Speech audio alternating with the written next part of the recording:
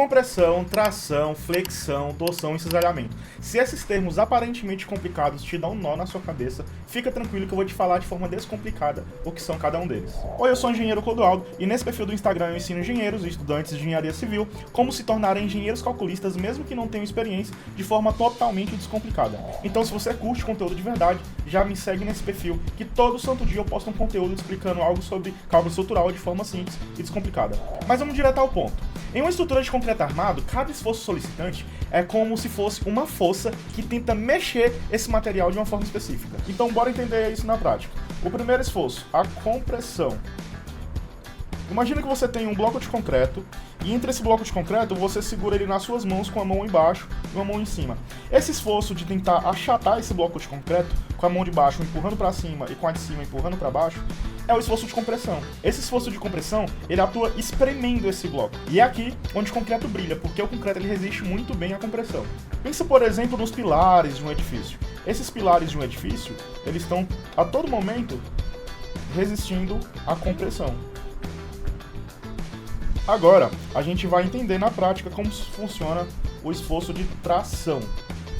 Imagina que você tem um fio, ou uma corda mais ou menos, você segura em uma ponta com a mão e uma ponta com a outra. Agora imagina que você puxa essa corda em direções contrárias, tentando esticar. Esse é o esforço de tração. Ele tenta alongar o material. O concreto sozinho não se dá muito bem a esse tipo de esforço, onde o material tende a ser alongado. E aqui que entra o aço, porque ele é o herói oculto que compensa a fraqueza do concreto nesse tipo de esforço. Imagina que você tem uma marquise, aqui para a direita, e você tem um tirante sustentando essa marquise nesse sentido.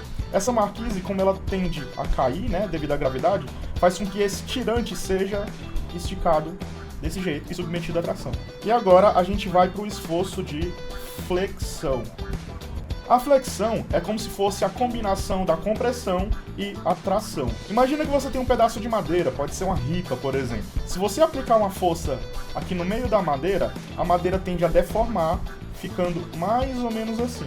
Aqui, se você analisar, a parte de cima dessa ripa, dessa madeira, tendeu a comprimir, juntando ela, e a parte de baixo tendeu a expandir, a esticar. Então esse pedaço de madeira teve tração na parte de baixo e teve compressão na parte de cima. Isso é a flexão. E isso é exatamente o que acontece em vigas de concreto armado. E agora, bora entender a torção.